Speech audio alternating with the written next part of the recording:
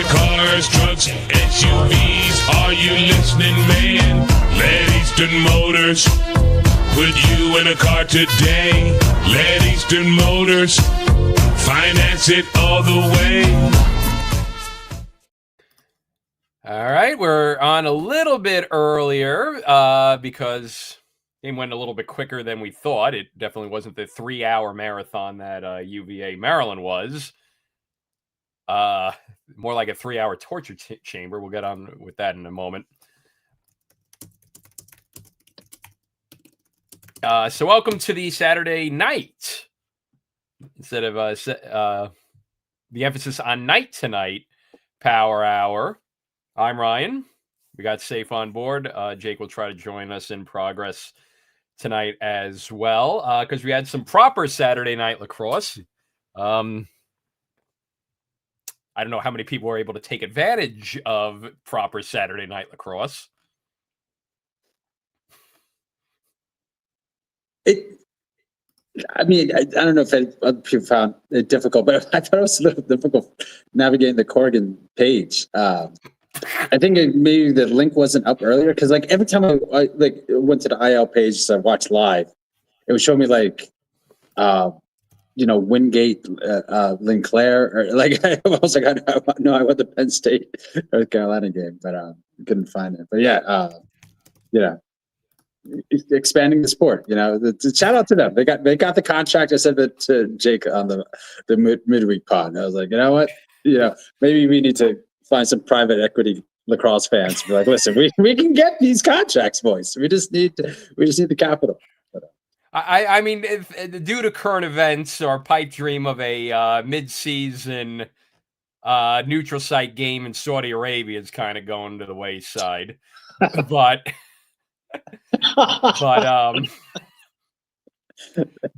there's always other areas for private equity. We're just pushing it 1 year, right? Yeah, we're good. Yeah, that's true.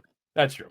I mean, thanks to private equity, I'm wondering what's the next hot area. Maybe we'll stick to the States for a little bit. Maybe broaden out to maybe Australia is the hot spot. With Brisbane having the 2032 Olympics, maybe we get that so they could keep Olympics going for another lacrosse in another Olympics after LA. Yeah, some maybe Central or Mediterranean. Croatia. Maybe Croatia, big market. Yeah, big sports market. Maybe Lithuania got lacrosse. They always say has crossover with basketball.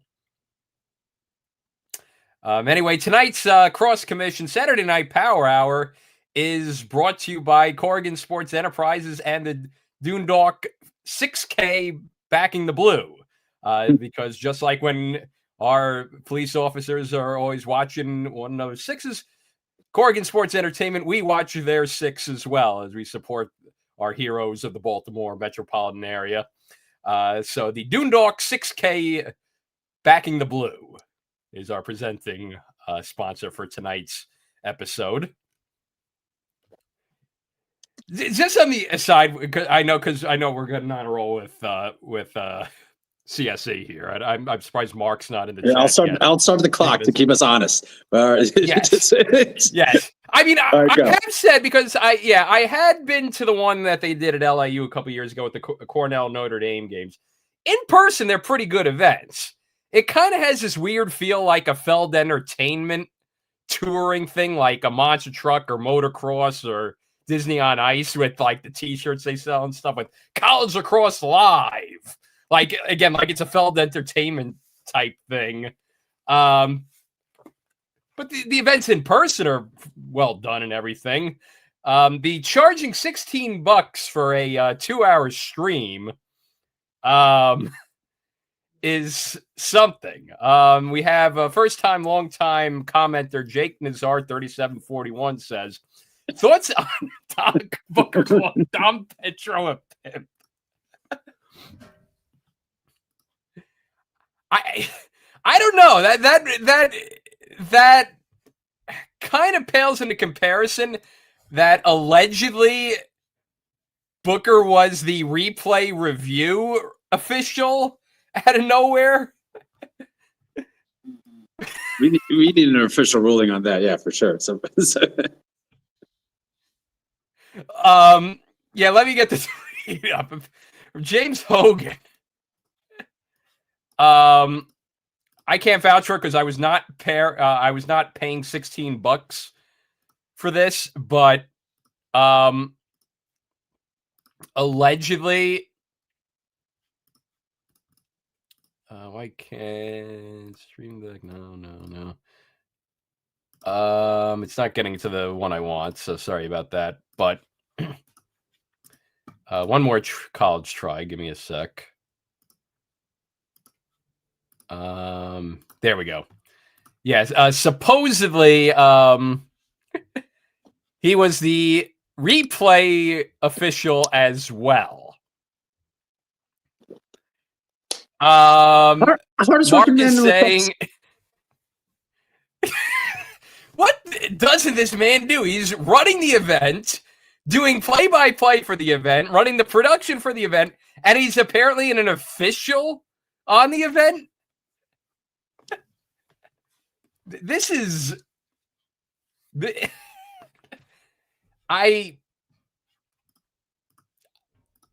God bless this sport. We'll start off with that. UNC 10-8 victory over Penn State. UNC had the lead for the most part in this. Penn State clawed back to tie it up at points, but Carolina comes away with the victory. Very solid top 10 win for them. And it looked like a good game if, we didn't have to pay $16 to watch it. But for Carolina, that's another feather in their cap. I think, we were they had a strong start to the season, but we wanted to have a little bit meat to their resume, and win here against Penn State certainly gets it. They're 7-1 now. Only loss is a 2-goal loss on the road to Princeton. And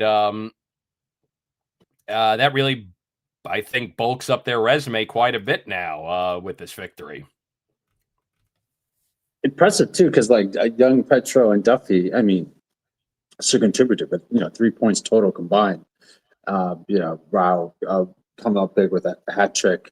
I think this is what you said is right, because North Carolina gets, I don't want to say disrespect, but just, the loss to Princeton was definitely an opportunity to, grab the, reins of one of the top, not undisputed, but real title contenders. So it probably took a little bit of a shine off of them. But yeah, a road loss to the number one team in a lot of people's opinion, it's not the worst thing in the world, especially by 2. And for them to turn around, and Penn State a little bit inconsistent, but have 2 big wins of their own, Cornell and Princeton. So North Carolina being able to get one over the Nittany Lions, I think it's going to bode well, especially end of the year when it comes to not just making the tournament but potential seedings. So big win by Carolina. Like I said, I thought it was really impressive that other people on the team stepped up, especially when combined Duffy and Petro just got 2 goals today. So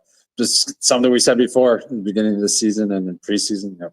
Love to see other people on the team eat. So good to see for North Carolina. Penn State, 3rd loss, 2 not that great. That's the weird they're both were 1-goal losses before this, so not like they're getting blown out or something like that. But like I said, got a lot of highs and lows with this team. So yeah, Penn State's now looking like a weird case. So I guess one last point to latch on to your point. Yeah, the big question heading into the season with Carolina was, would they get the secondary scoring? And this is a big game where Duffy and Petromala, as you said, didn't really have that much, but they getting that secondary contributions to get a big win like this is huge for them. So that's something to take a look at, going forward with ACC play. Penn State, is in a weird spot at 4-3, and 2 of their losses are head scratches for Villanova and Navy. But at the same token, they kind of look like the best all-around team in the Big Ten right now. I think Ohio State's defense is the best unit performance in the Big Ten at this juncture, but I think all around Penn State might be the best. So that's kind of the befuddling thing is they're 4-3, but they're heading into conference play probably as the favorite in the Big Ten right now, just on virtue, I guess, One, because the rest of the conference is kind of tripping over themselves a bit. But two, I mean, again, they had the highs with, the win against Princeton. They blew out Cornell. That blowout against Yale's looking a bit better. So they went 3-0 against the Ivy. And, yes, neutral site, but not that far of a travel from the Research Triangle to Charlotte for the Tar Heels. So a little bit more of a road game than a neutral site for the Nittany Lions here, and held their own. They were in it the whole time. So going to be kind of interesting to see, because I think in terms of Penn State, I think that Princeton win is going to carry a lot of water. So I don't think they have to worry too much about their May hopes at this juncture. But at the same token, they're kind of in a weird spot at 4-3. But then again, as I said, at 4-3, but they look like the best team in the Big Ten right now. So it's a little bit of a pick your own adventure in terms of the narrative at this point for the Nittany Lions. Just looking at some of the stats, there's 6 failed clears for Penn State. Can't have that. But Carolina, like I said, going into ACC play, nice little, foot in the cap here, getting a quality win against a Big Ten. So, okay. And I think for Carolina too. I mean, as I said, this is big for them in terms of beefing up the resume. Big shot of confidence heading into. They got Army. We'll talk about Army in a little bit, but. But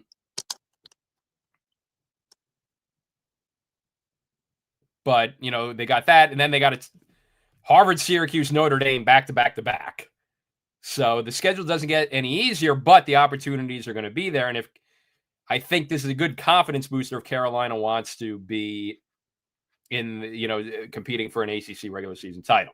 To Mark's point about Hopkins tripping over the subs, well, that's the issue. Hop going as expected isn't exactly helping out the Big Ten body of work, which could have been more disastrous today. But I know Jake's not here with us on stream. I know he's in the chat, but remember that we're only a couple years removed from Maryland, Virginia being the premier game in college lacrosse. Today was not an example of that. Maryland survives 13-12 in triple overtime in a game that everything from 30 seconds left in regulation onward was a complete affront to the sport of lacrosse. Maryland comes back to Maryland has a pretty sizable lead in this game. Virginia comes back, takes the lead in the fourth quarter. Maryland gets a goal in the final minute. Lawrence Tiffany and John Tillman decide to take timeouts whenever the heck they feel like it. Decide that, what we need to do on offense every time? Just sit around with the ball for 60 seconds, do a little bit of running around, shoot the ball, turn it over with 5 seconds left. Continue to play hot potato, have ground balls, have the ball on the carpet quite a bit. And then Maryland finally said enough's enough, we'll win. So Maryland survives this, gets the win.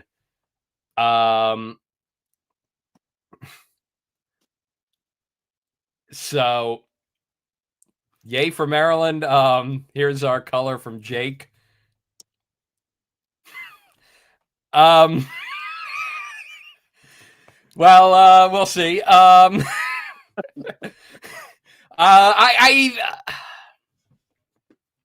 mean, normally in a normal year, this would be gutsy, good win for Maryland against Virginia.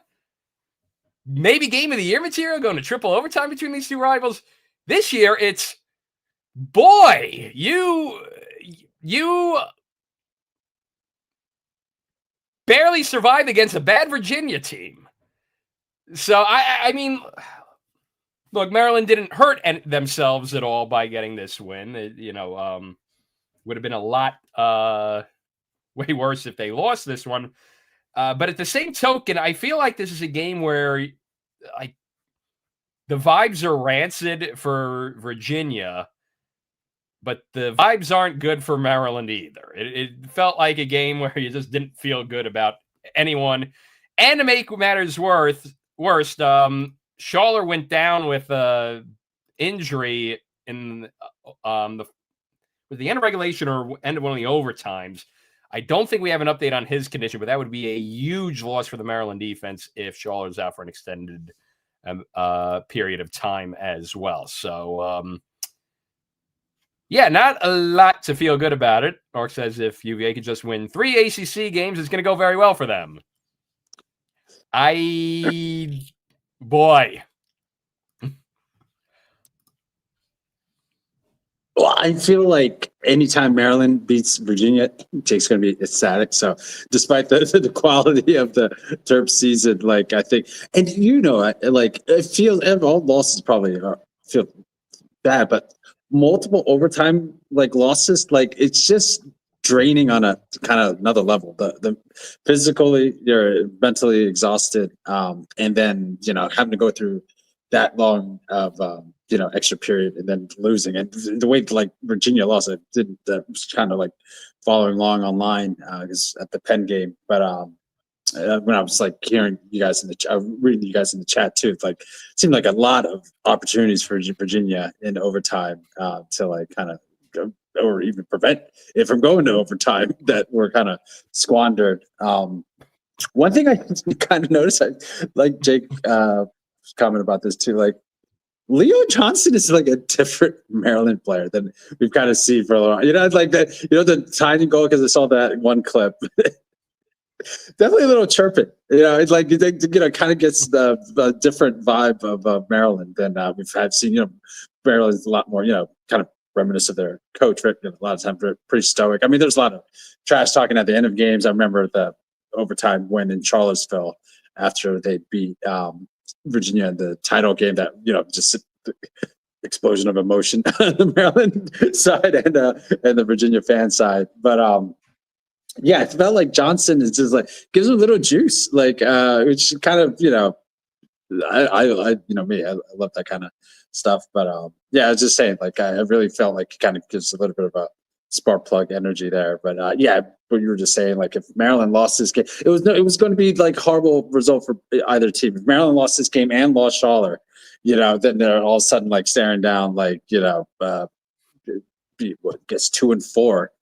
Before going into with Big Ten play coming up soon, so dire straits, and then Virginia on the same end, you lose this game, and now as Mark said, just win 3 or 4 in the ACC, and everything will be fine. But yeah, so it's kind of lose. I think Jake termed it a playing game during our pod this week, because you just getting out of the hole, especially for Maryland. I think at the end of the season, Maryland may be able to still squeeze out a home game just somehow, the way that they can do it. But loss of Schaller, that's the big thing. It's just that's kind of your rock on your defensive end is going to be kind of more difficult to replace. I don't know though. It's mid-March. Are we getting Maryland to be back to being Maryland at this point? It's mid-March, and I don't think there's much that has shown at this point that they're going to be. Look, I mean, at this point in the season, are you what you are? Earlier, Big Ten kind of stumbling. There's no one in the Big Ten. There's no 2019 Penn State. You know what I mean? There's no even 2021, 2022 Rutgers. You know what I'm saying? Of a team that's there's certainly no Maryland in 2022, out there right now. There's a lot of good teams, some with great parts, as you've noted about Ohio State. Absolutely elite defense. Wonder if there'll be enough offense to propel them to go into a tournament. But Penn State, has some elite games. What they did to Cornell, and the way they were just manhandled Princeton the beginning of that game, really impressive. But then they also lost to Navy, Virginia, or Villanova, forgive me, and today to North Carolina. So Hopkins, obviously love the Jays, but it's also I don't know. They're we have to make everything about the Jays. We got to make everything about the Jays. So Jake asked, Hopkins, Safe, would you take I mean, here's the thing. This Virginia situation ain't getting better.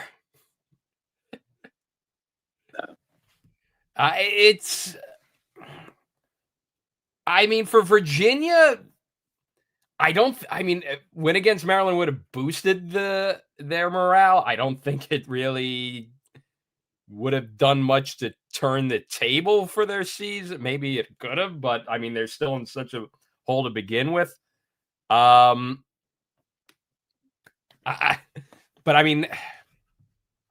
best was Lars Tiffany at the end of this game, as Jake alluded to before.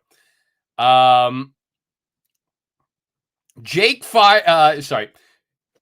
Tiffany, this is when we turned the season around. We took a huge step today. Again, it's mid-March. I think at this juncture, Virginia is who they are.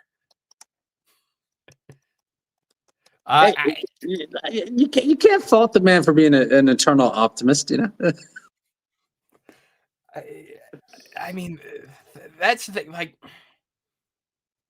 Great. The Townsend loss was a bad loss, and I think you can also probably say that for the Hopkins loss, just given how they blew a huge lead to them. Richmond, that was a spank. You think? I'm looking at the schedule. I was trying to give Virginia more credit, and then I looked at it. Well, yeah, there's actually a couple. The wins are Colgate, Stony Brook, and High Point. High Point looks better after today. They're 2-5, but they did knock off UMass. We got a debate, by the way, if you want to chime in on the in the chat about the Corrigan experience. As I said, I think the in-person experience is good.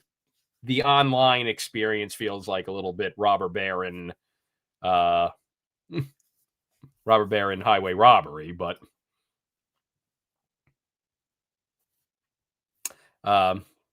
that's that. So yeah, Virginia, Maryland there. Next up, Safe was on location. You were on location again today for Harvard Penn. Harvard comes away with a 12-9 victory to remain undefeated and start off Ivy League play with a W. So this one looked pretty interesting because you were saying Harvard exploded at the start and looked great. Penn was able to claw their way back into the game a bit, though, before the Crimson pulled away at the end. So your thoughts getting to see both the Crimson and Quakers in action today? As you were saying, the experience, the live experience has definitely been great this season. All those games 2 weekends ago, and then seeing the Hopkins game with Jake last weekend, even the Princeton game versus Penn State at the very beginning of the season. A little cold, but still good. But same thing here. Shout out to Penn. I'm a sucker for T-shirts. They're giving out these to everybody that was walking in. Me and my boy Joe grabbed one. I was like, that's what you need, to get the fan experience, grow the game. But, kind of a windy day, but the sun was out. It was always sunny in Philadelphia. So great day in just terms of vibes. Game-wise, hey, I said it at the pod with Jake. We were kind of doing all right, if we put Richmond, Notre Dame, and Princeton in one pile, right? And who's that next tier? And I kind of jumped on Harvard. Obviously, I was also talking about North Carolina. I was this weekend's game against Penn State would give me more confidence in North Carolina. But I thought that they had the power. But I was it was kind of big on Harvard. I was we're just kind of do our metric game, top 5 offense. I think they're 40% adjusted offensive efficiency, which is maybe first or second right now. And the defense with Burns has always been really stout, but this year, top 10. Their Achilles heel is obviously the face-off. For a few years, did my best to help the face-off game in the transfer market. But now it's just we kind of felt like last year. It's if they just had a replacement level face-off unit, they'd be able to actually maybe take that next step. And it really was I kind of was buyer, without a little bit on faith, and then seeing it today, man. I mean, Graham Stevens is Liam Enderman 2.0. He's the same size, same command. Just a huge day with 16 saves, and it's kind of what you see and know of Notre Dame. A lot of that is, obviously. Corrigan deserves all the credit as a head coach, but a lot of that DNA is burned. He's just there for so long. You can't, and that's what I'm starting to see when I look at Harvard's team. Just there was my boy Joe played high school lacrosse at one of the Interact schools, so definitely a fan and knew it well. But it's just it just kept commenting. It's just Penn just couldn't breach that inner deep. It was a lot of prodding around the perimeter and stuff like that, but it just they couldn't dodge their way, they couldn't pass their way. It was just a really solid interior defense. And offensively, I mean, Teddy Malone, I just came up with 5 goals today, but just they look I don't say this as a pejorative or just to downplay Ivy, because maybe Ivy may become the best conference this year, but they look like an ACC offense. They were just threatening. Every time Penn was not in a settled 6-on-6 situation, it was trouble. It was just they were just coming at him, and it just either with a quick transition. That was what I felt was the key. Penn did not have a good first quarter. Harvard jumped on them 5-1. Really did settle down. I thought they really kind of was commendable how they're able to come back. But Harvard was always able to keep them at bay, kind of always have a stiff arm on them. And it was because it was almost laborious for Penn to score. I know they have a deliberate offense and that's their style. They have great maybe not great, but very good parts. I don't know if I would say they're a very good team yet. They have very good, I think their defense is pretty, especially on 6-on-6, it's really good. Really good face-off. And, I thought that even the goal didn't have that great of a day. Jack at the goal, was, had some moments, but just didn't have it all. But that's not what you see with Harvard. You see you do see a complete team, almost kind of Princeton-ish. If it wasn't for that race that I have, it was also the day for the Hopkins Maryland game. I was maybe expand the lacrosse corridor, go to Boston for Harvard Princeton. That'd be really. Jordan Field's a nice field. It's right there by the Charles River. It's Cambridge Day too. I was God, man, if the race was it's the race is the next day, it's Sunday. So I was maybe I could sneak up to Boston. But I'll already be in Jersey City. But that's stunting too much. Yeah, it really, they are good. They're just, and you could kind of hear it from the, we were kind of in the Penn section. Shout out to the Penn mom that was just dunking on Duke all day long and not playing their schedule. It was really wanting to score of the Providence Duke game. And then they don't play anybody this year. It's really loud and very just direct. I was you tell them, mom. I mean, yeah, Adam was in our DM saying, to be fair to Duke, even though, yes, their schedule at this point has been paper thin, mediocre teams don't dump truck teams 21-5 like Duke did at Providence today. They're doing what they're supposed to do against those. Yeah, you were exactly right. If it was 9-7, all these, then you're what's going on here? Durham, we got a problem.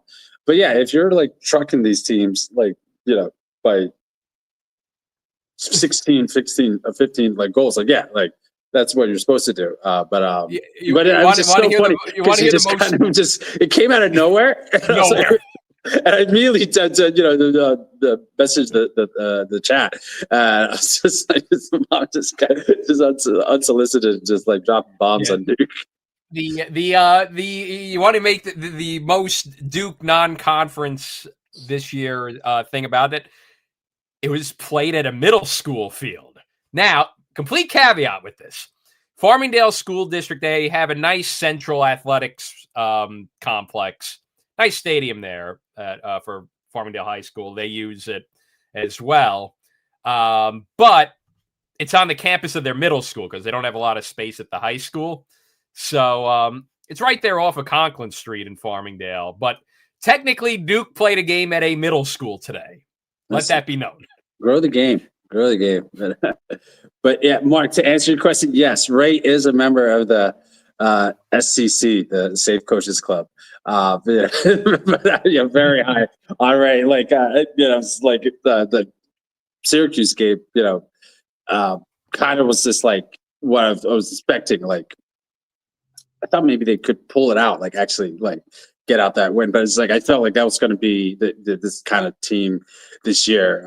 Just a tough thing. We were able to see them live a couple times today, a couple times this year. Been great. But yeah, like I just feel like just a total change from last year. Obviously, like Penn's had a great history. This one stat that I kind of jumped out at me: first win by Harvard in Philly in 20 years. Speaking of like end of streaks, 20 years, 2026. It's kind of like a little bit of surprise. It's not like Penn just had like a dominant team for like 20 years, but seemed like a little bit of a long streak. But yeah, it was shout out to Crimson for that. But yeah, no, I think Ray's like really definitely galvanizes the team. Like, just the way they've been able to play this year, keeping these games. I think the Georgetown game was the first one I really thought I was like, all right, this is going to be it's going to be a better season. Maybe not like the wins and losses. And, we're not a moral victory pod at all, but, just the way they are playing,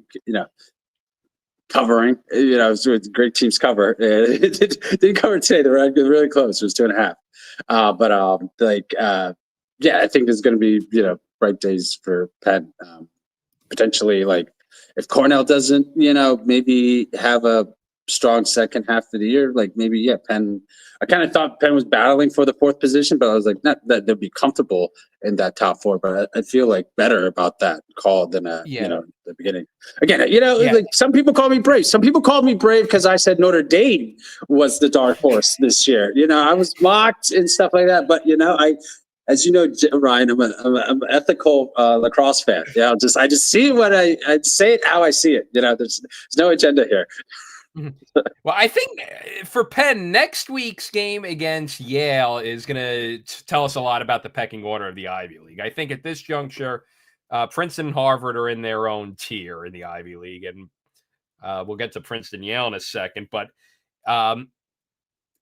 the way Penn has started this season, even though they're 3-4, they've come to play in all their games. Overtime loss to Cuse, lost by 2 to UNC. They were in it against Georgetown, in it in this game. So they're 3-4, but they're looking pretty solid. Yale's had its bumps, but today they look at least in the second half, look quite a bit better. So we'll get to that now. Princeton wins 11-10 over Yale, and this one looked like it was over at halftime. Yale had the most post-COVID Yale defense end to a half I have ever seen in my life. Less than 10 seconds left. There's a ground ball. They're just fighting for the ball. There's someone's long pole on Yale's defense goes flying up in the air. Princeton gets the ball somehow and somehow scores a goal with less than a second left. I think that made it 8-3. But credit where credit's due, that Yale defense really locked down in that second half. Only allowed 3 goals to an explosive Princeton offense, and nearly came all the way back in this one. So the Tigers, that goal at the end of the first half ended up being huge because it allowed Princeton to hold on to the win. So Tigers' first half looked great, but then they have to survive a scare in the second half. But I do think that's a credit for that Yale defense that, did not look good there at that end of half sequence, but then to come out of the locker room to really, really look a lot better there. Again, next week, big litmus test game for Yale and Penn, and I think their effort in that second half is going to be a big confidence booster. I was kind of shocked. I was like at they were playing at the same time. So I couldn't kind of watch it, but I was with you. I was like, okay, 7-2 halftime, or near halftime. I think went in half 8-4. But I was like, oh, and then Princeton got the ninth goal to start out the third. And I was like, okay, kind of. So I was, just kind of focusing just on the Penn game. And I remember like sending a message to the thread because I was like, it's 9-8. Like, yeah, but Princeton on the ropes? Is this really happening? I thought maybe it was like the IL page was like glitching or something like that. And then, I was like, is Princeton going to lose this game? Like at New Haven? Like, because like, I think there's going to be something they're going to see the rest of the year. Kind of saw it last year, but you also had like Cornell getting, so much press and, attention. Princeton is going to get everybody's number one shot now. This would be like, they're not maybe number one officially, but like, there's certainly voters out there that see Princeton as number one. So every game, especially like road games, like I think they're going to have, oh my God, he's incoming. I think we're going to see the Tigers going to have to make sure that they, prepare for these type of games because, like I said, I was surprised with Yale, like come back there, like 4-goal spurt, like in the third and fourth, like kind of really kept this game really close. But yeah, their defense able to like kind of keep Princeton pretty quiet for almost 15 minutes. I mean, Nate Kabiri scored 14-18 in the third, and then they didn't score again until 10:35 in the fourth. So, for everything we rightfully kind of say about Yale's defense, you're right, Ryan, to give him praise for here, but couldn't pull it out completely, but definitely. I think they're kind of shaping up. They're not going to have like at-large hopes, but like playing well going into Ivy League play is going to be really important for if they have any chance of like even making the tournament this year. Yeah, and I think for the Tigers, good bright spot though for them. Jake Vana with a hat trick, getting another weapon on that offense. I was not sure. Did Palumbo play? I was, following along the scoreboard more so than watching the game because I was watching a couple others. Yeah, he didn't have any points in this one. But again, I think that is showing Princeton's depth a bit more, that they could get more of these secondary guys on the score sheet. So Vana having a hat trick and being the leading goal scorer in this one could be huge for them. And I think next week is the last dragon that Princeton has to slay. Cornell. They've slayed the Maryland and Syracuse Dragons.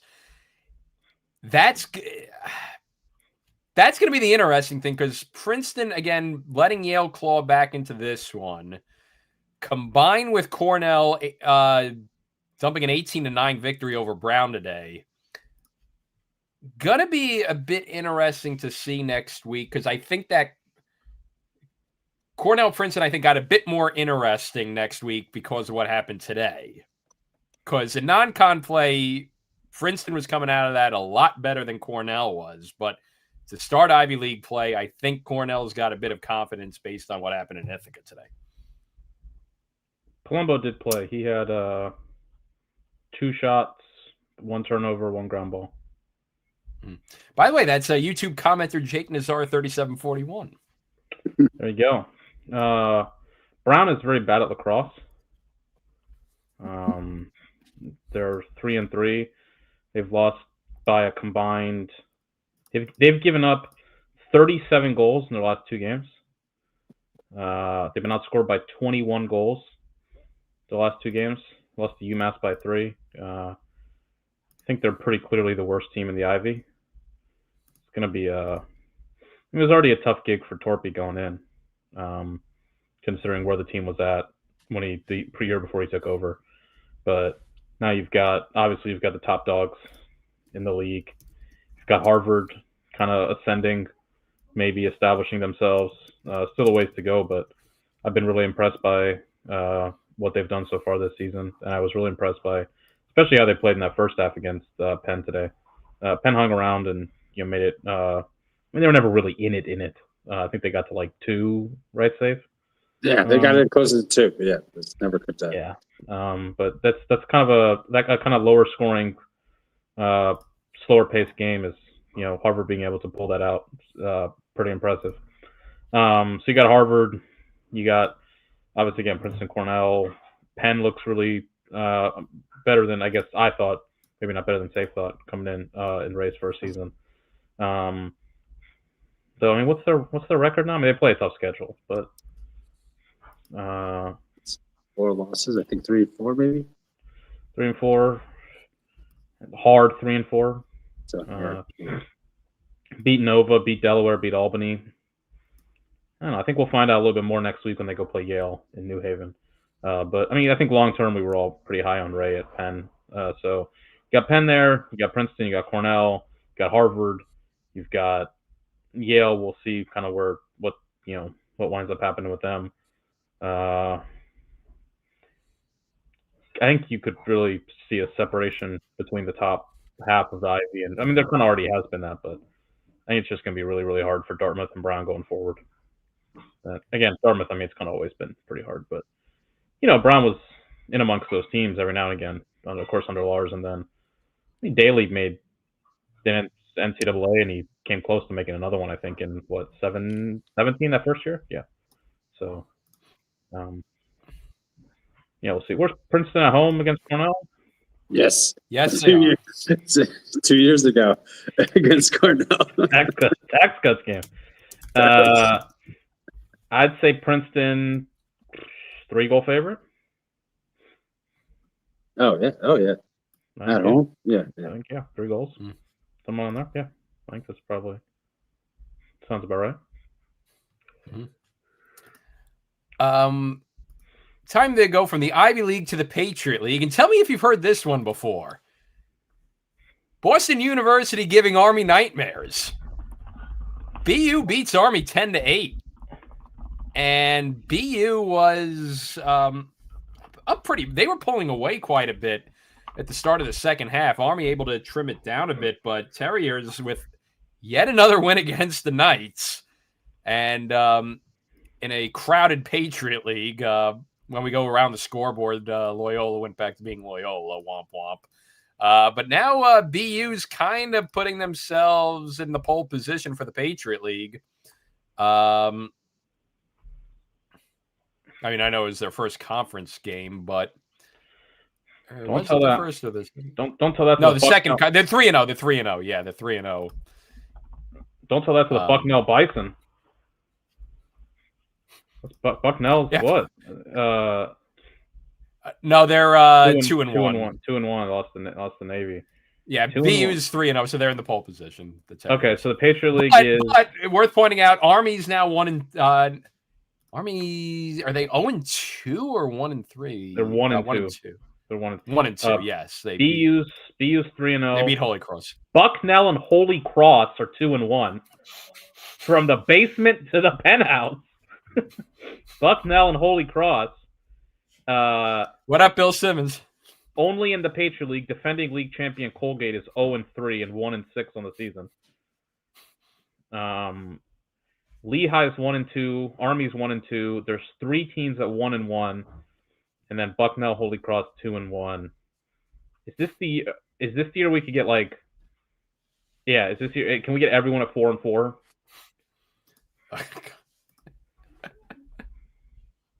I think we can do it.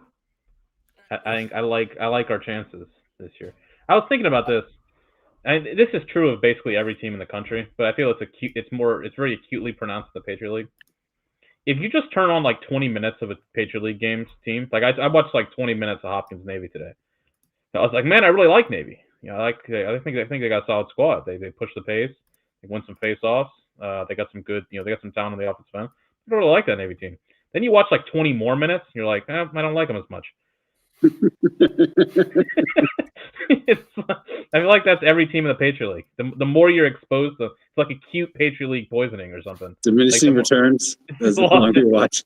The more I'm exposed to it, like Loyola, it's a perfect example. I'm like, man, I really like this Loyola team. Like 30 minutes, the SpongeBob meme. 30 minutes later. Oh well, later. No, I guess I don't. I said Justin Ward was the assistant coach hire of the year. I don't think they scored a goal like the rest of the game. Oh my! Yeah, we were talking about this is the year of the announcer's curse. It's terrible, like dude. Loyola, we were giving them flowers that first half, and then the second half they got outscored. What was that? 9-1. Dude, they didn't I think it was against Lehigh. 9-1 in the second half. 9-1, they got outscored in the second half. They scored 1 goal the entire second half after scoring 9 in the first. There you go, I got to tweet that. Loyola got outscored. Loyola scored 1 goal the rest of the game after I tweeted this.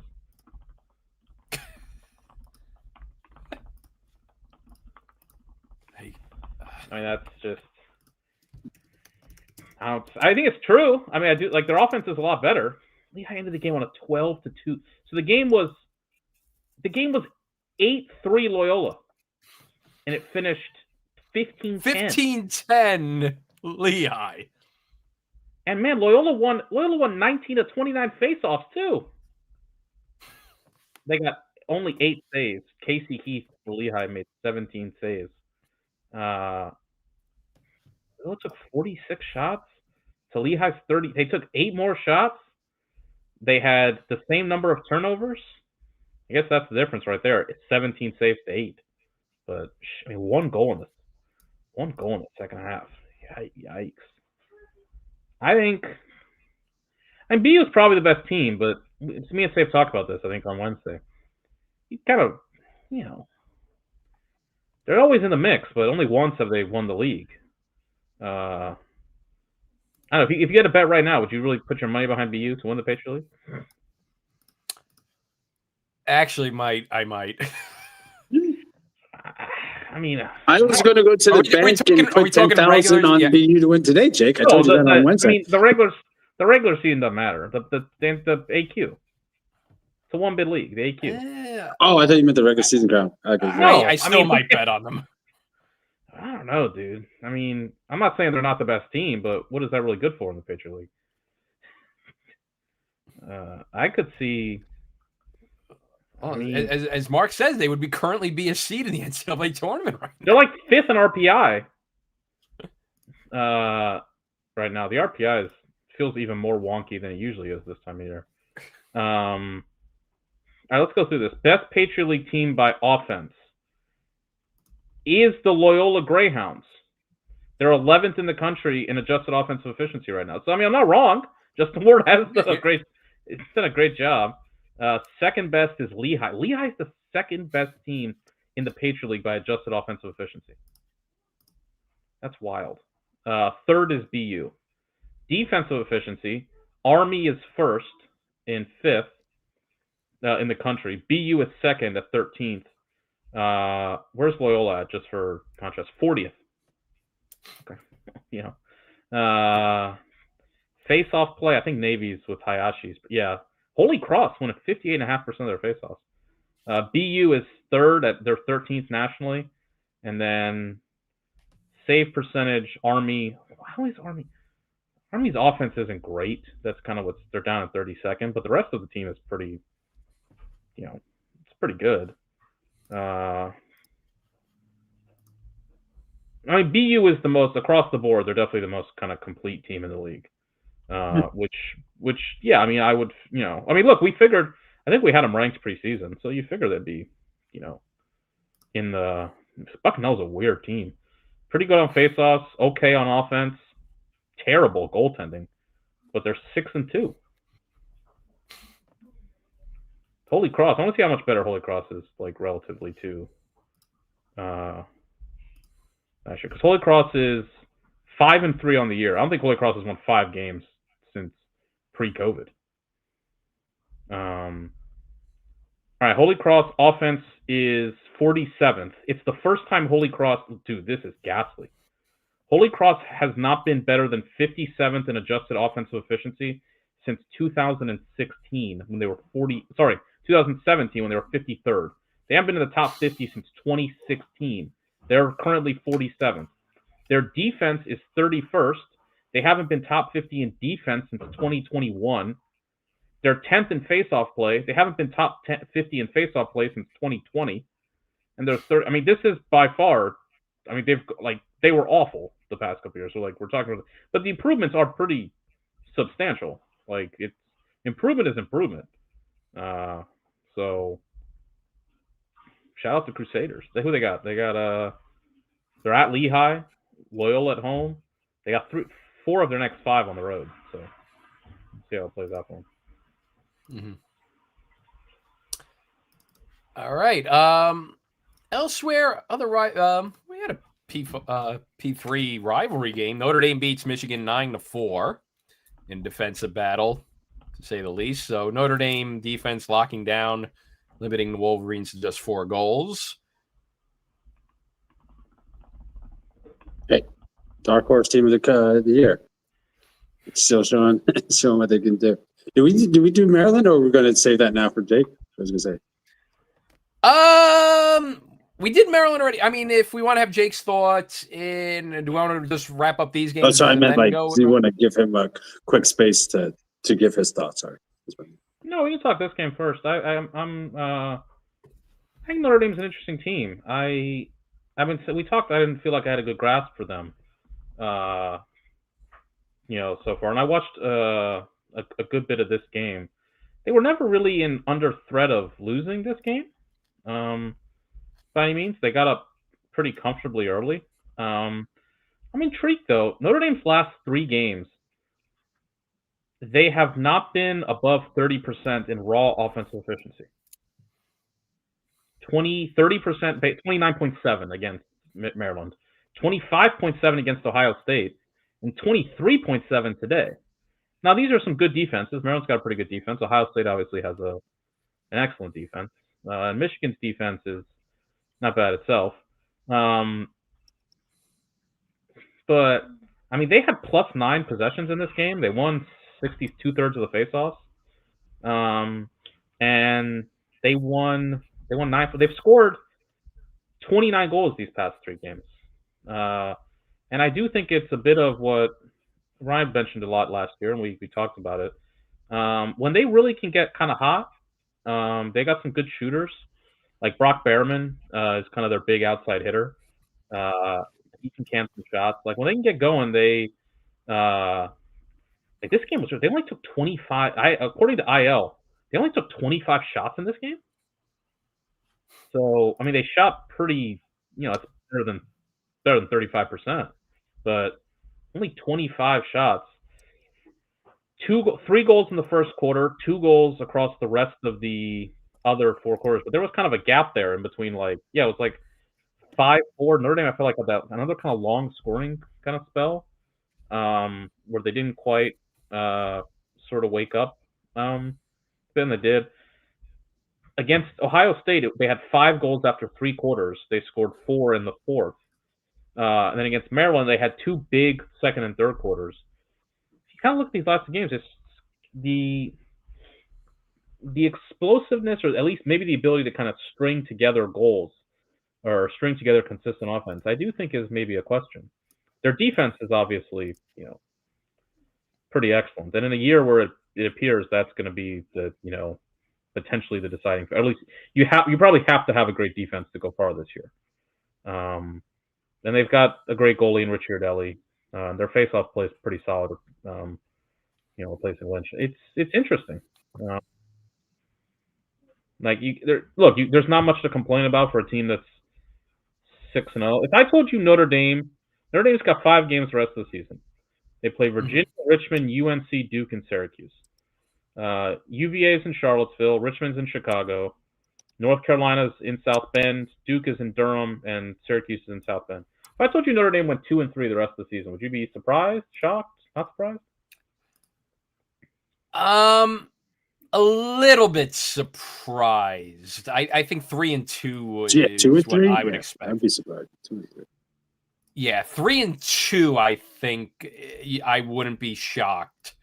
I could see Richmond being really hyped up and really picking up a huge victory, and then one of UNC or Duke or Cuse, but 3 out of 4 of Richmond, UNC, Duke, and Cuse winning, I would be pretty surprised. Yeah, Syracuse has got the bad streak, right? So they beat them twice. Didn't they beat them twice? They beat them twice last year. Yeah, let's say Syracuse wins. Let's say they lose to Richmond. Maybe lose to Duke and Durham. Maybe UNC. They kind of stomped UNC last year, but UNC is better this year. I don't know. Look, as if they got in a shootout with I can see Notre Dame's defense giving Syracuse's offense. I know it's a lot of the same guys that Cuse has on offense carried over from last year when Cuse beat them twice last year. They but really had them figured out last year on offense. Cuse really offense. Some of the best games they played, I thought, were against Notre Dame last year. Were against Notre Dame. But the way that the offense has been looking this year, and the way Notre Dame's defense is playing this year, and it's in South Bend.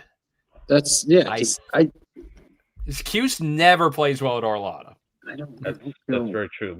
Cuse was that last game Cuse won in Arlotta that no, they lost that game, didn't they? One was neutral site and one was at the Dome. Yeah, let me get the history. Yeah, let me get the history up. But before that, I mean, last time that they won in South Bend was 2017 was the last time they won at Arlotta. 11-10 victory. I mean, listen, this is the year of the streak buster. Well, we just said, Harvard just broke their streak against Penn. Yeah, that was their only win in South Bend, with the Syracuse has only won in South Bend twice. The other in 2010. They lost in 2012 as well in Big East play. Yeah, I mean, I don't take those. Those games where Cuse lost by like 37 million to 2. I don't really take those into. I mean, Cuse is a much better team than they were, in those years. I'm not saying they'll win, but. I agree. I think if it happened, I wouldn't be shocked. I'd be surprised. I agree. I think 3-2 is probably the right number. I just wouldn't be shocked. I don't know. I think the offense is a little. I kind of wonder if they can get in a shootout with somebody and pull through. No, I mean their goal is to keep it under 22 goals combined, and Yeah, I mean, it's entirely they could. I'm not saying they can't do it. I just, there's. I think compared to the last three. Isn't their efficiency aren't they number one? I mean, I think they're fifth now, but I'm just going by their last three. They're third. I'm going by their first. They were 37% adjusted offensive efficiency.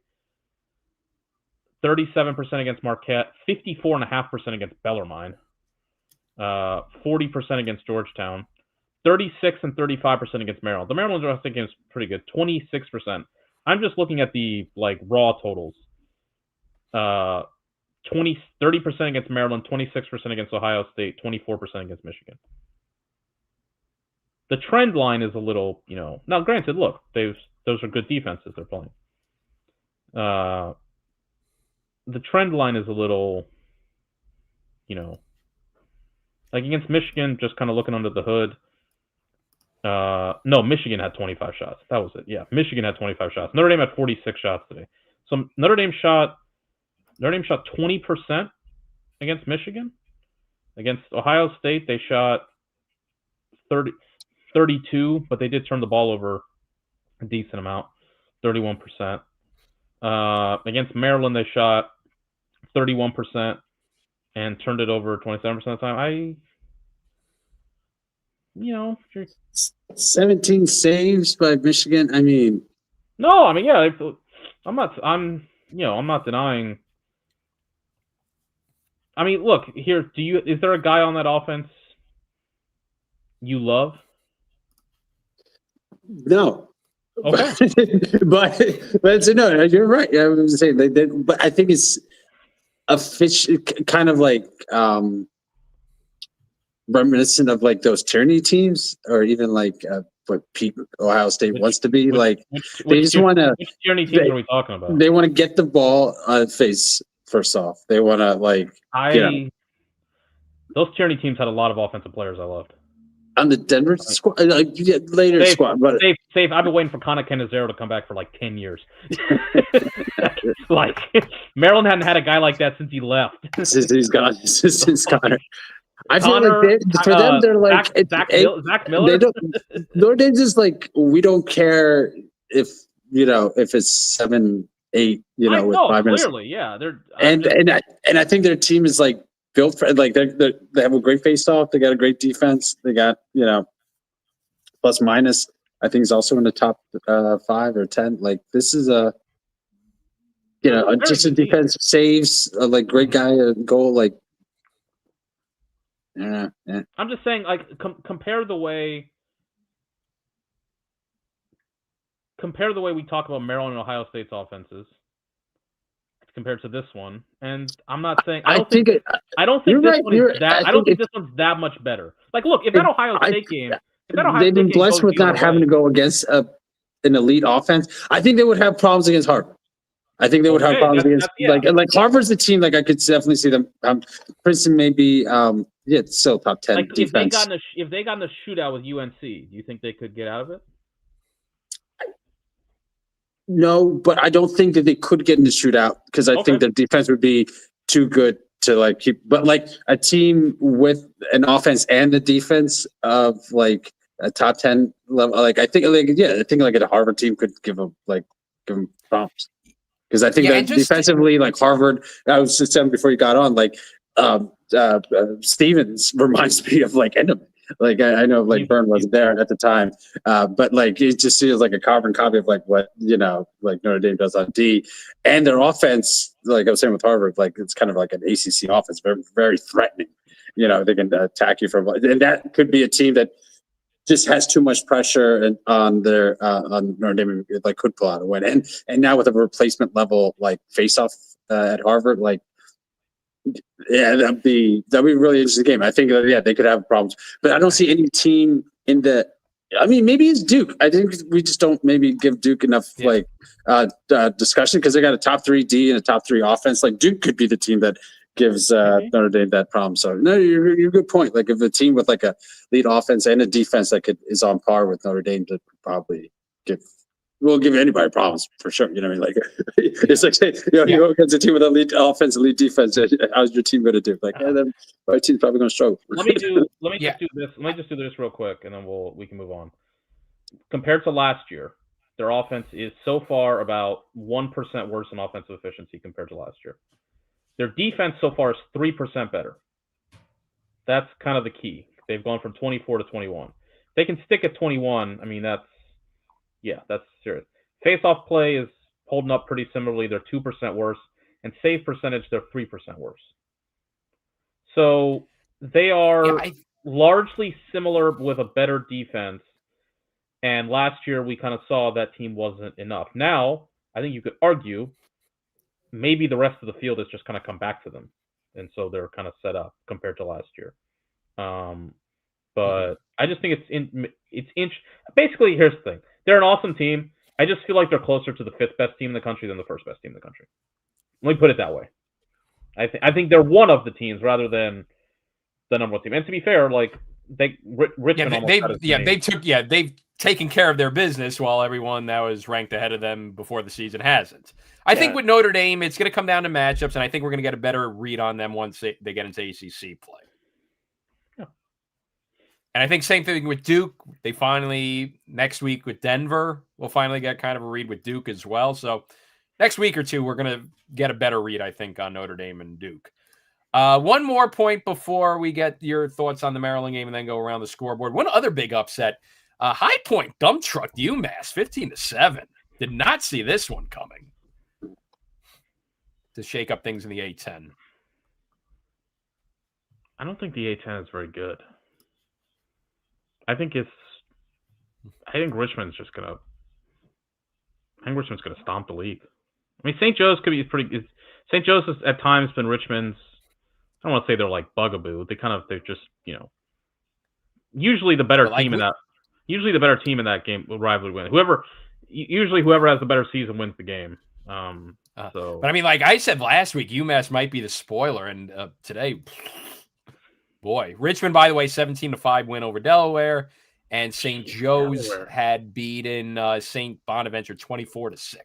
What is up with Delaware, dude? Delaware, though, yeah. Delaware hasn't lost a game by fewer than 5 goals. They are 1-6. Losses. Their 6 losses are by 7, 10, 8, 5, 5, and 12.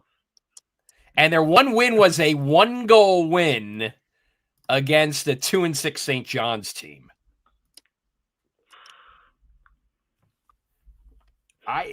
That's kind of the shocking thing in the A-10 is I wasn't expecting Delaware to be anywhere near Richmond's level, but this is a Delaware team that's only a few years removed from a quarterfinal run.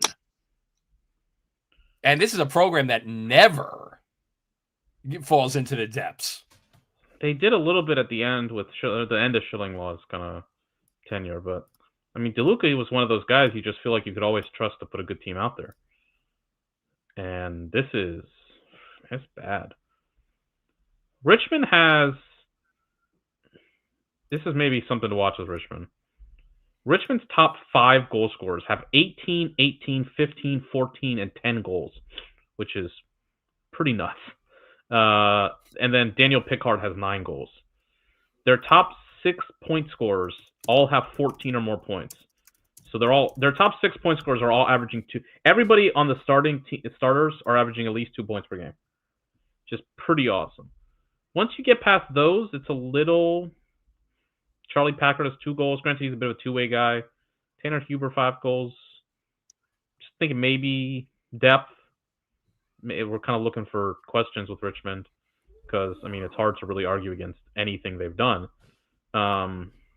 Maybe depth. I mean, granted, the fourth quarter has been where they've played their best lacrosse. So, but if they do get into a Final Four type situation, I mean, that's way down the road. When it gets hot in May, I don't really think they have anything to worry about. And they get St. Joe's at home too, so. They do go up to Amherst next week for UMass, but again, with what happened today with the Minutemen, it changes the complexion big time. I mean, UMass beat Merrimack, Quinnipiac, NJIT, Brown, Albany, UMass Lowell, Vermont. Listen, 7 wins in a row is 7 wins in a row. I ain't gonna knock that at all. But they lost by 6 to Army. They lost by 8 to High Point. I don't know. Has Richmond played a top 10 team yet? Cornell. At the time, yeah, Georgetown. Is Georgetown a top 10 team? I'm just saying at the time they played. Sure, I guess we're asking right as Cornell's an actual top 10 team. Okay. Is Cornell better than Notre Dame? No. Richmond? No. Princeton? No. Harvard? No. UNC? No. Duke? No. Ohio State? No. Syracuse? No. Penn State? No. Maryland? By a slither. All right, so they're the 10th best team. That's what I'm saying. They're a top 10 team. They're still a top 10 team. Are they better than? That'd be interesting. Will they beat Maryland? Maybe. We'll see next week after they play Princeton. Yeah, I mean, if they beat Princeton, no. I think Georgetown could be a top 10 team. I don't think they were, not. Yeah, I don't think Georgetown's as bad as their early season results warrant. Is Maryland as bad as early season results warrant? Let's get your take. I don't know. I mean, this is a weird team. It's a hard team to figure out. Is losing to Syracuse by 2, Princeton by 1, and Notre Dame by 3. Is there anything wrong with that? Is beating Virginia in triple overtime super impressive? I don't know. They came closer to beating Princeton than any team that's, I guess, UNC. But they came closer to beating Princeton than Cuse did. And, they lost to Cuse by 2 in the Dome. The Notre Dame game, they played really bad. The Spanos did get hurt before the start of that game. I don't know. I don't have a real. Yeah, next weekend's going to be very interesting. I didn't realize Penn State game's the first game in Big Ten play. Penn State's beaten Maryland, twice ever? I think, or 3. They beat them in 19. Yeah. And they beat them in that, probably the worst game, I think, in the Tillman era, where Maryland lost by 13 or something. That Big Ten it's at Panzer. Yeah, it's at Panzer next week. That's going to be super intriguing. Maryland's won a lot of heartbreaking games for Penn State at Panzer. I don't think Maryland's ever lost to Penn State at Panzer. Because 19 Penn State won in at CQ, whatever they call it, Maryland Stadium. And in 24, the Big Ten semifinals were played at I don't know, Michigan maybe somewhere there. I think it was a neutral site. I don't know. I guess to this this is the to do the game I just played. Maryland or Cornell? No, 6-1, half dozen the other. Is Maryland better than Cuse? Probably not. I don't think so. Are they better than Ohio State? This juncture, no. Okay. At this juncture in time, on paper, Maryland's better, but the way they've been playing, I would side on the Buckeyes. I mean, they had a good win against Denver the other night. I know it was 6-4 and anti-lacrosse, but they're 7-1. They lost by 1 to Notre Dame, and otherwise they've been taking care of business. If I blind resumed you, one offense that's 34% in offensive efficiency, the other's 30%. One defense is 18.4%, the other's 25.7%. One faceoff is 65%, the other's 63%. One team is 62% in saves and 56%. Which one's better? Ohio State is between Dartmouth and Denver in adjusted offensive efficiency. Maryland is between Virginia and Maryland is behind Hopkins and Virginia. I guess this is sort of a point, like, is Maryland really in that much different of a spot than Ohio State? Are they not kind of in like the exact same spot? Like, don't they have the exact same amount of work to do?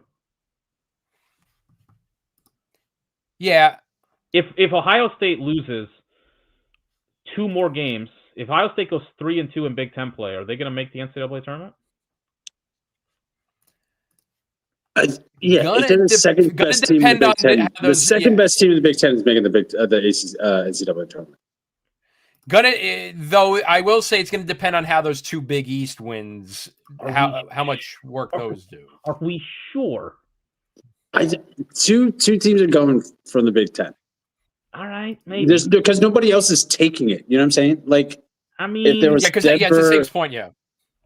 Yeah, because the Saves point, like, this is a perfect opportunity for a lot of other teams to do it, but none of the mid-majors are going to be taking them, and there's only going to be at most 3 Ivies. I still say at this juncture 4 ACC, because Virginia I don't think is anywhere near a bid. Okay. There's still going to be plenty of so there's still going to be plenty of room for the Big Ten to get teams in. It's not going to be a strong bubble. Work with me. Maryland's the best team in the Big Ten. Ohio State and Penn State are tied at 3-2.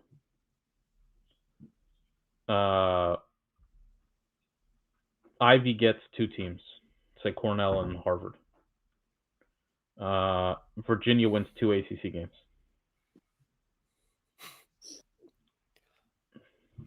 I'm still not picking Virginia. I'm not saying they are. I'm not saying you have to. I'm not saying even with 2 ACC wins, I don't think that's moving the needle enough. One of those wins Duke? One of those wins Duke? Because then that could. Yeah, because if Ohio State and Penn State are racking up Big Ten wins, are the Big Ten wins better than the ACC wins? I mean, one of them is going to be against one another, and then it depends on who they play in whoever wins the Big Ten semifinal. And if one of those wins is Hopkins, that should help out a bit too. There are currently 4 Big Ten teams in the top, 4 ACC teams in the top 10 of RPI. There's 1 Big Ten team. And I'm usually the one who's like the Big Ten. I'm trying to put myself usually in a position of Big Ten can get more bids. I'm saying, let's say the ACC somehow, let's say Virginia, let's say Lars is right. Virginia turned the season around. Let's say Lars is right. Virginia turned the season around. Let's say Cornell beats Princeton next weekend. Penn State has those 2 big wins. Like, this is the point. Virginia is probably not going to make it because Virginia is not going to win the games. But if Virginia wins the games, then, there's a bit of a pickle here. And I guess to go back to the original point, if Ohio State goes 3-2, do you feel safe that they're going to make the NCAA tournament. Do you feel good about it? Because I don't know if I feel good about it. I'm not saying they won't. They probably will. I'm not saying I feel good about it. If Maryland goes 3-2, I don't feel good about. They're probably more of a clear out if they go 3-2. Whereas Ohio State's kind of in the, but like I guess that point there, of where Maryland's at. I don't know that they're in that much different of a spot than Ohio State. Let's see with Duke. I think Duke's a pretty good team. I think the fact that they've been blowing teams out is encouraging. But if Duke loses to Denver next week, I don't know. I think the top 5 teams are kind of set. I think the top 5 teams are probably separated. But from that from Duke on down to Hopkins, do we think there's a big separation there? Maybe Duke's really great. Maybe. Yeah, maybe Duke's great, and maybe Syracuse becomes Syracuse again. I think Syracuse is Syracuse. I think Syracuse is Syracuse. Syracuse is Syracuse, right? But I'm saying but I mean, still only 2 losses. Oh, they're a good team. Like they're a very good team. 5 teams, yeah. So they might be able to separate them from the rest of the 7 to 12 teams in due time come ACC play. But I think as of now, they're not in that top 5 tier. Look, Maryland's got a lot of problems. I'm not going to sit here and pretend they don't have problems. If Will Schaller's hurt or for long, that's probably it. I mean, I'm not, if you lose your best attackman and your best defender, you're probably not going to make the NCAA tournament. So if Schaller's out, I'm not going to sit here and, but I think the Big Ten is wide open. I think it's as wide open as it's been maybe ever. Maybe 2023. That's probably the only other year that comes to mind. 2015 maybe. That was the year Hopkins won the AQ. I think the number 1 seed was. Was Hopkins the number 1 seed in the Big Ten tournament that year? No. Were they? I felt like that was. They were. I think it was a nadir, and then they just got really hot. They did, but they got hot starting in Big Ten play, and they beat Maryland for the crab at the end of the year. Mm-hmm. Yeah, Hopkins was the first number 1 seed at 7-6. They were the 1 seed in the Big Ten tournament in 2015. Okay. So I would say I think the Big Ten is as wide open as it's in the 10, 11 years of the league. I think it's as wide open as it's ever been. So, I'm not saying Maryland's in a great spot. I don't think they are, but I don't think they're in prohibitively a worse spot than anybody else. So, they got the win today. I think, Safe, you put it pretty nailed on. If they had lost Schaller and they blew a 3-goal lead in the fourth quarter and they lose over that, that's probably. And then lose in overtime. Yeah, that's probably. But they win, and maybe that can change it. Maybe it changes the vibe. They needed a win. They needed some good juice. Maybe this changes it. I don't know. I said the same thing about Hopkins and Mount St. Mary's. Petro's last game. Yeah, just it was for sure. We were ready to go.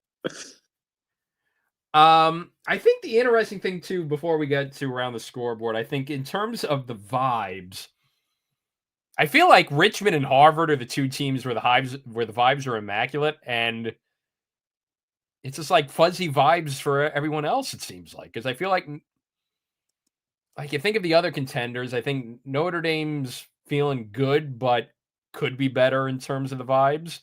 I think Princeton, the vibes were high, but then today was a little bit of a little double check. UNC's sort of there, but vibes are good at Harvard because they're undefeated. I was going to say Harvard and probably Duke. We're just not paying attention to their vibes, but I think they got good vibes. I mean, they just kind of stomped Providence today, and that's just what they've been doing to the 7-0. As your point's accurate, right? I think, but with the caveat, if you're undefeated, shout out to Sacred Heart too. Vibes are good for you. Shout out. And who else is Harvard beaten? Well, they just beat Penn. That's a top 20 win. They beaten, well, Michigan's not top 20 anymore, but Boston Derby is going to be interesting, though. Harvard BU coming up in a little bit. I think that's a midweek game at the end of the month. That got a bit more intriguing today. So let's go around the scoreboard. Around the scoreboard tonight is presented by Corrigan Sports Entertainment, Corrigan Sports Enterprises, Parkville Kids Fun Run, doing it for the kids.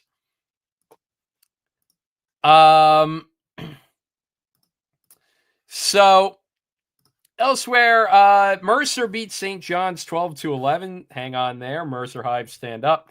Marist beats Merrimack 10-9 in overtime. Sacred Heart, as we just alluded to, still undefeated. 17-9 win over Mount St. Mary's. Talked a little bit about this before. Bucknell, 14-12 win over Colgate. Vermont doubles up UMBC 10-5, but that's okay because UMBC men's basketball is back to the big dance, which means UMBC social media is going crazy again. Lehigh Loyola, we talked about 15-10 win there. Rutgers beats Bellarmine 21-8. Good uniform matchup in the Philadelphia suburbs today. Towson beats Villanova 17-11, so Tigers stringing together some good wins there. Fairfield 26-7 win over Hampton. Overtime battle in Buffalo as Canisius beats Quinnipiac 9-8. Drexel with a 12-8 victory over Monmouth in CAA play. Binghamton 16-9 over UMass Lowell.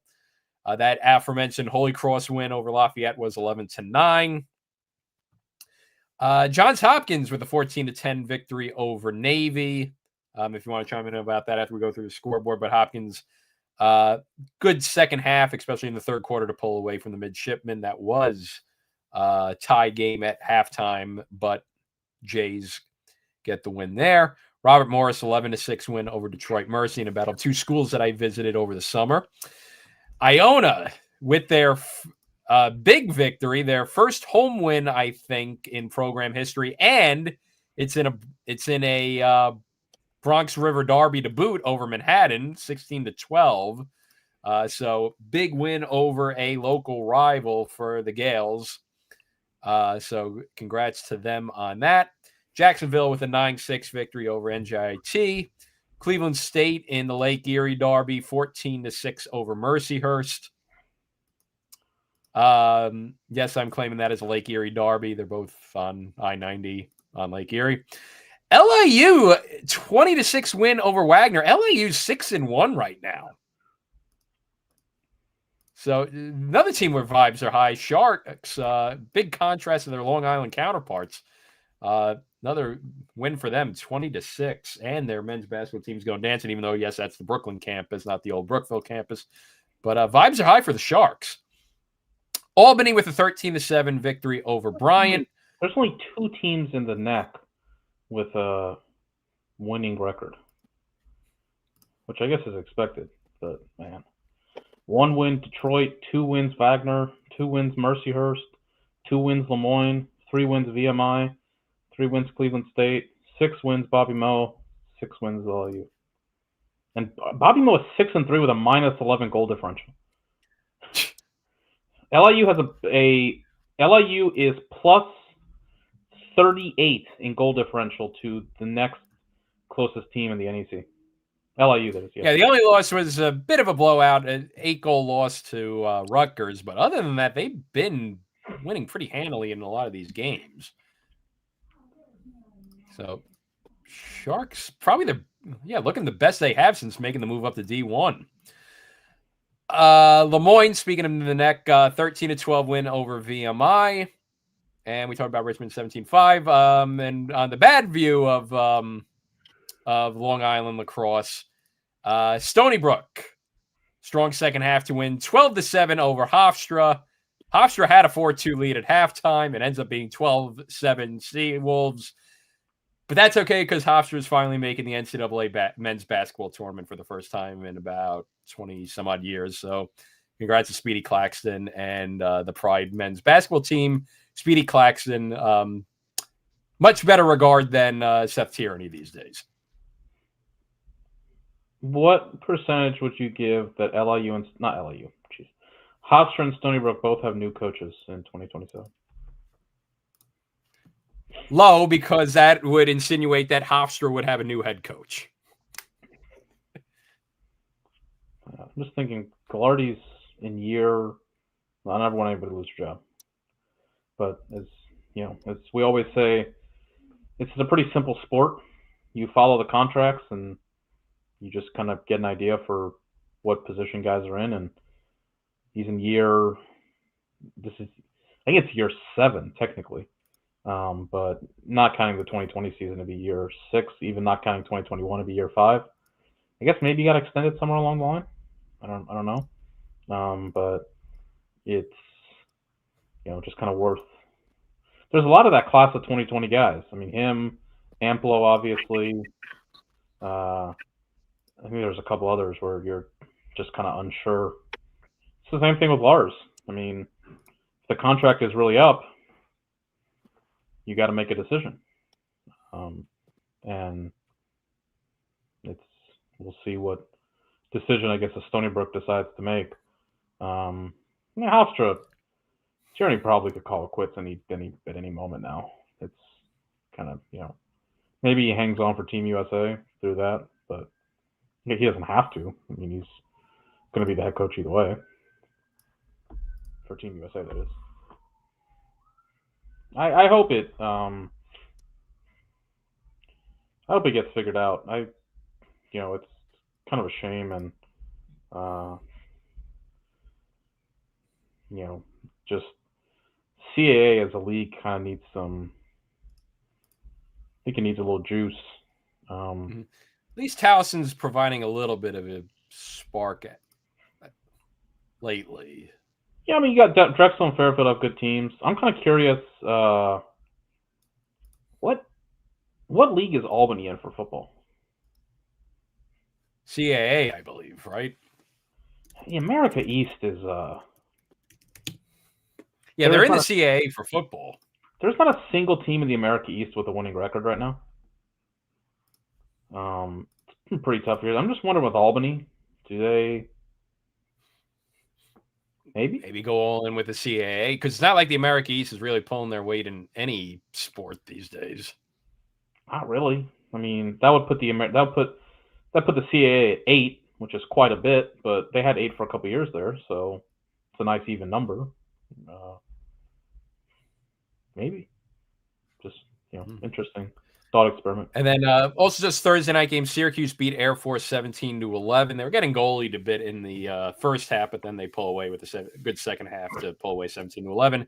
And that aforementioned Ohio State Denver 6-4 rock fight that we went this whole time and didn't mention. Ohio State back to fighting, baby. Yes. Go back to your roots. That game was between the Virginia Maryland game and that game. Man, the end of games was they were paying ode to college basketball. Some of these end of games were interminable. That Ohio State game was like it took them like 15 minutes to play the last 3 minutes of that game. It was like Denver was scored to get 6-4. Ohio State, I'm pretty sure, used both of their timeouts up 2 goals at the end of. And Denver used both of their timeouts. It was, man, it's kind of tough. Did we talk about overtime? The overtime thing in Virginia, Maryland? Oh, we didn't rant. We did talk about how it was it was an affront. The game was an affront. The last 30 seconds onward of regulation was just terrible because game took forever. I mean, that game took 3 hours. It did, and yeah. It took 3 hours. The first quarter took like 35 minutes. So I got some. So we didn't talk like changes. No, we didn't talk about the need to reform overtime. Like. I will chip in with one that I think we discussed. We got to do away with these 4-minute overtimes. Just make it one continuous thing. We don't need to switch sides every 4 minutes. That's 3 possessions long. Yeah, so that was one. That was it was Ryan Harmon on Twitter. He asked, he tweeted at us when we were talking like what changes we should make. Let me see if I can find his tweet because I agreed with it. I thought it was like 100%. He said, just stop having a clock. One timeout each way, but once it starts, we go until someone scores. Why do we need a game clock? Why do we need to, like you said, end the quarter, switch sides? It's sudden death. Just play till someone scores a goal. What is really I guess you have the shot clock, but can you not just keep the shot clock like on the field, or can we not just put put 30 minutes up there? Or I don't know, or how about this? Put 15. Just do it, make it another quarter, and if heavens for Betsy, you guys play 15 minutes, then fine. I guess we'll stop it there. But why do we need a clock? I definitely think timeout. Yeah, timeout's got to go. I thought that was one thing I was actually happy with Maryland doing. I don't think Maryland called a timeout to run offense in the overtime. I think the timeout actually hurts you, to be honest with you. It did for Lars. Him constantly calling timeouts when they had an up-tempo situation. I guess to me, it's a couple things. How many coaches are really that good at diagnosing out of timeout plays that you really need to do it? There's a couple who are really good at it. I don't think there's a lot. 2, it lets the defense set up. Defense is tired, gives them a break. I also just think it's even if you didn't give timeouts, I just think it's a bad product in general. It feels kind of like extra innings baseball once you get to 12, 13, 14 innings. It's just kind of... Yeah, it works in in the postseason, great. But if it's regular season, not for me, Clive. It's just not good because guys just get tired. Everybody. Did you do the hockey? 4 or 5 guys. I'm willing to consider maybe pulling an extra guy off the. I don't know, play 5-on-5. Because this is who I feel like space is the premium when you guys are tired. So if you have a little bit more space, maybe a little bit more, it doesn't go into 4 or 5. Yeah, maybe that. You could do just you could. I wouldn't say do it like what women's lacrosse used to have, which was the 5-minute period continuous, no golden goal. I think that's a little too extreme, and I think you'd rather get it over and done with. But yeah, I think in the NCAA tournament, that's fine. It builds suspense. It builds up the drama. Even the timeouts, it builds the tension. I think there's still a place for the no timeouts ever, none. No timeouts. Period. I don't know what's needed. What do you need an extra timeout for? Why are we just giving them a timeout? I don't like the timeout thing. I think I just don't know if the timeout necessarily fixes it completely. I think it's safe said there's the space is it's so clogged. Guys are heavy legged. There's very little transition in overtime, so it just winds up being all right, let's sub the guys on again and sub them off, and here we go. I think you're I think it would feel a lot better if we didn't have to be all right, we played 4 minutes and now we're going to switch sides. And if we play another 4 minutes, we're going to switch sides again. and it goes by too quickly because that's 3 possessions. Yeah, because there's no transition and the possessions take they take the whole 80 seconds. They go the full 80 seconds. Then it's you didn't get a shot clock violation. Let's go the other way. Also, I'm sure you guys talked about it. What is this thing about Booker doing the replay? Is this legit? There's video out on it now too. We got the video of it. Did he actually do replay for the game? It looks. So it's was he the replay guy, or did he just insert himself into the situation? I think he was breaking news. Sound like an amicus curiae brief, where friend of the court brief to the Supreme Court. It's like those Alabama. What is it?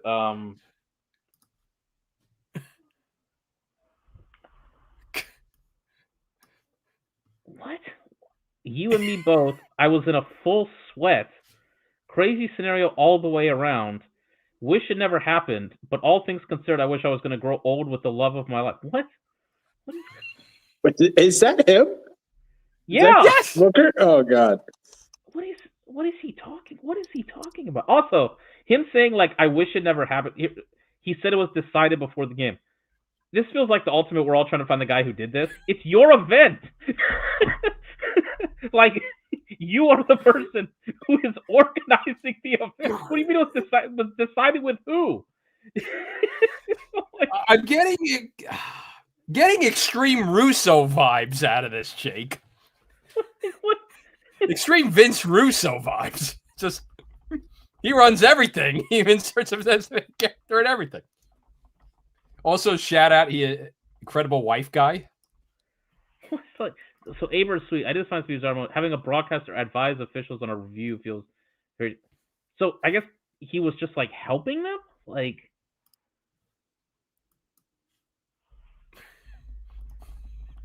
What is going on?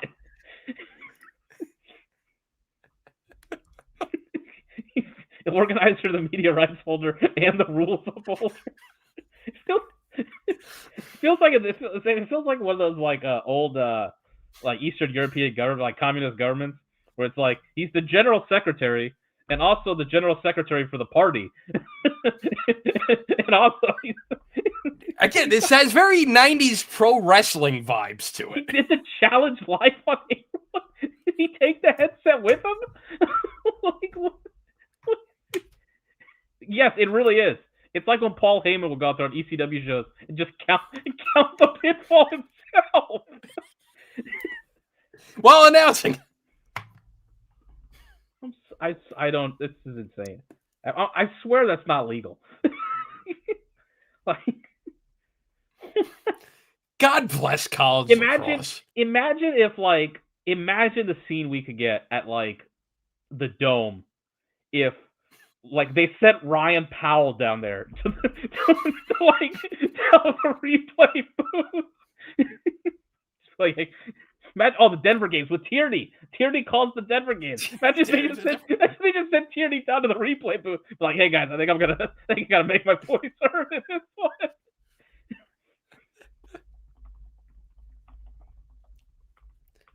But by the way, Monday Night Lax, Syracuse, Denver, speaking of which, if you did like shelling out money for tonight, you'll love that's another shelling out money for Midco. No, at Midco. Okay. I mean, listen, Midco at least, legitimate business at least. Maybe. I mean, I don't know. If John Hopkins jury's still out on that. University disagreed. All right, well, that's about it for now. If you enjoy discussions on what the heck's going on with Booker Corrigan and his enterprises, what should we do? Smash that like button. Hit subscribe and put on notifications. There you go. Subscribe. Absolutely. I'm gonna be up all night. Give us your $16 in super chat.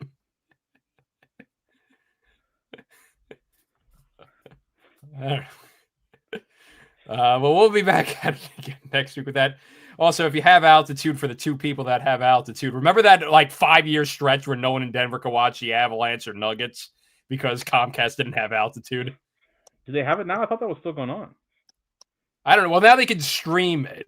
You can buy the streaming package now or something like that. But yeah, for 5 years, it was blacked out. And that included both the Avalanche Stanley Cup year and the Nuggets NBA championship year.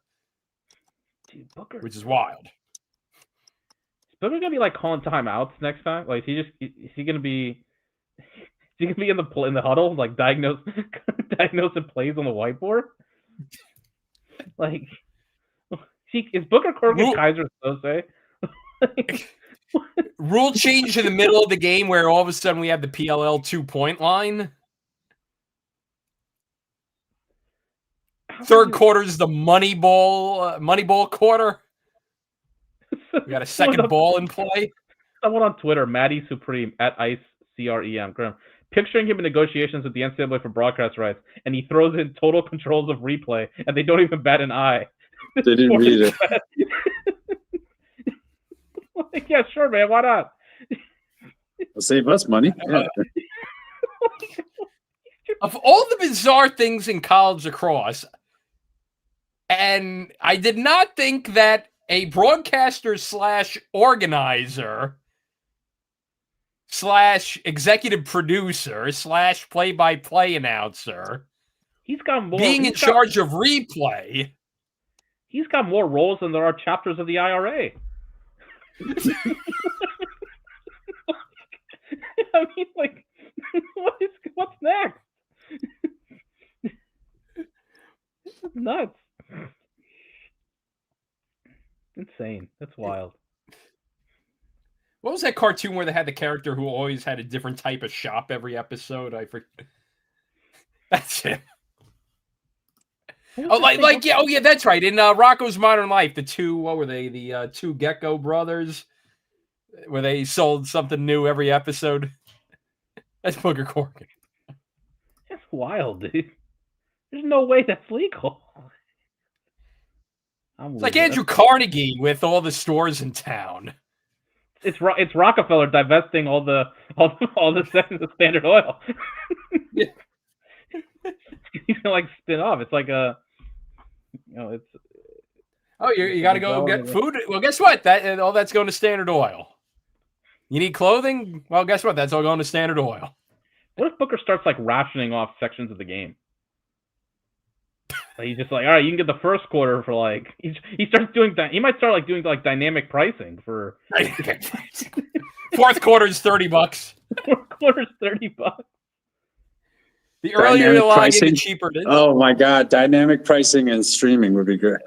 He's just doing dynamic. If the game's a blowout, you get it for like $6. There you go. If I have to do replay, if he has to do replay, he starts charging the price. He checks the price because he had to do replay.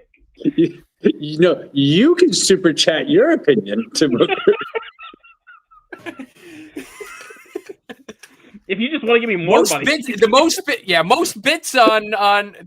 most bits on Twitch gets to call timeout for one of the teams. You start getting into time. You can throw the challenge flag. That's nuts, dude. What the hell?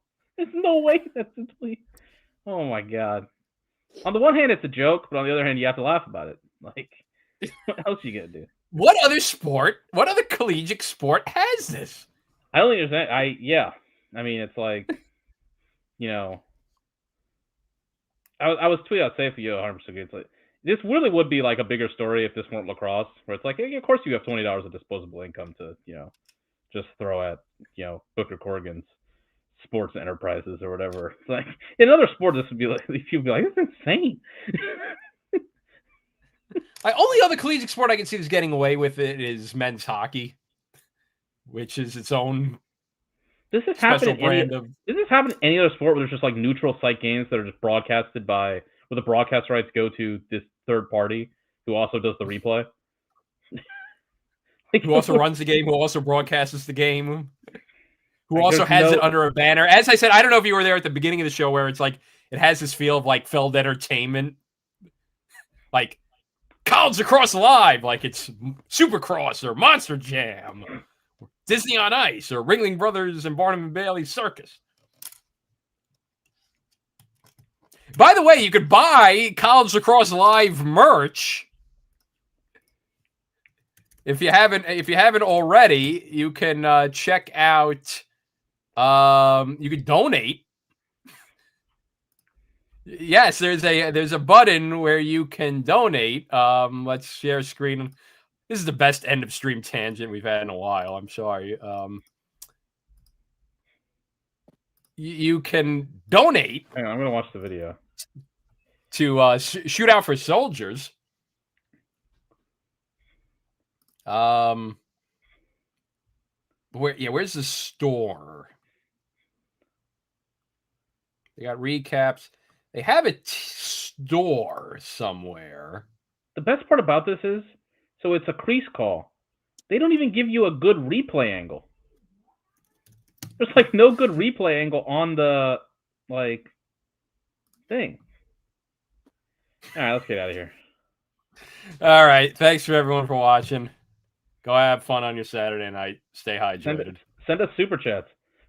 Yeah, send us super chats, please. Like, I know we don't charge money for this, but I mean, if Booker Corrigan's making $16 a pop, smash that like button and send a donation. Subscribe. Oh boy, see you all later. See you Best later. ankle we have. College lacrosse, baby. Where else? Sport.